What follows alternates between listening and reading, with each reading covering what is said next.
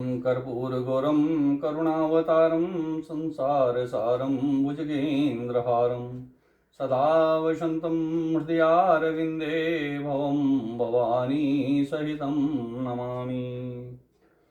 जय श्री राधे।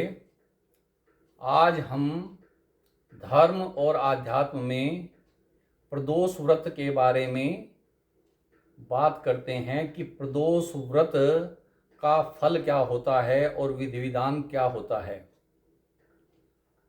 यह महीने में 2 बार होता है, कृष्ण पक्ष में और शुक्ल पक्ष में। प्रदोष व्रत को त्रयोदशी के दिन किया जाता है। एकादशी के बाद द्वादशी और द्वादशी से आगे त्रयोदशी में प्रदोष व्रत किया जाता है। और प्रदोष व्रत अधिकतर स्त्रियां करती हैं, लेकिन यह स्त्री पुरुष दोनों के लिए उत्तम है। यह संतान के सौभाग्य के लिए होता है, और जिसको संतान नहीं होती वह भी प्रदोष व्रत करता है, जिससे उसे संतान की प्राप्ति होती है।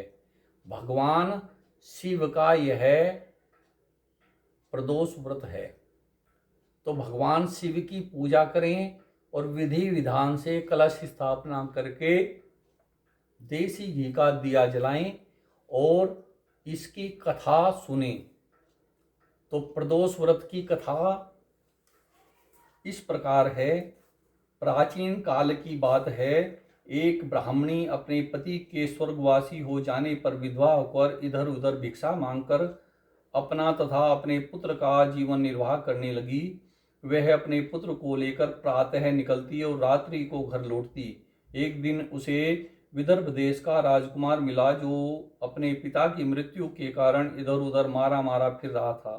ब्राह्मणी जो राजकुमार पर दया आ गई, वह उसे अपने साथ घर ले आई और अपने पुत्र के समान ही उसका पालन पोषण करने लगी। एक दिन वह दोनों बालकों को लेकर सांडिल्य ऋषि के आश्रम में गई। ऋषि से भगवान शंकर के पूजन की विधि जानकर वह लौट आई और प्रदोष व्रत करने लगी। एक दिन दोनों बालक वन में घूम रहे थे। उन्होंने वहां गंधर्व कन्याओं को क्रीड़ा करते देखा। ब्राह्मण कुमार तो घर लौट आया, किंतु राजकुमार अंशुमति नामक गंधर्व कन्या से बात करने लगा। वह देर से घर लौटा। दूसरे दिन भी उसी स्थान पर राजकुमार पहुंच गया। अंशुमति अपने माता पिता के साथ बैठी हुई थी।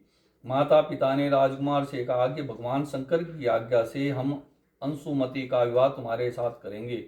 राजकुमार शादी के लिए तैयार हो गया। दोनों का विवाह हो गया।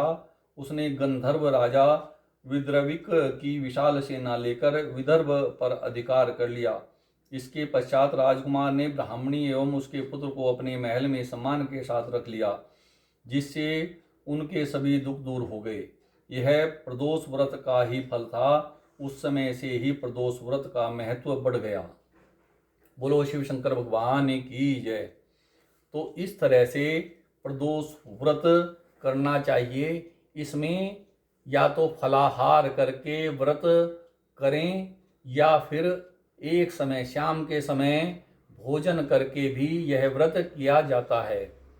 और इसमें प्रदोष व्रत 5, 11, 21 आदि ऐसे संकल्प के साथ किए जाते हैं। तो अगर किसी को प्रदोष व्रत करने हैं, 11 करने हैं, तो उनका हाथ में जल लेकर संकल्प किया जाता है। जिस कारण से प्रदोष व्रत करते हैं उसको संकल्प में कहना चाहिए। अगर संतान चाहते हैं और संतान का सुख चाहते हैं तो वह संकल्प में बोलना चाहिए कि हे प्रभु, हे शिव शंकर भगवान, हमें संतान चाहिए या संतान का सौभाग्य चाहिए। तो उस तरह यह प्रदोष व्रत करें, और फिर जब 11 व्रत पूरे हो जाएं तो उसका विधि विधान से पूजा करके उद्यापन करें। और जो भी सीधा अगर निकलता है, वस्त्र आदि, दक्षिणा, फल, अन्न, चावल, यह सब मंदिर में देना चाहिए। तब यह उद्यापन के बाद ही पूर्ण माना जाता है। जय श्री राधे।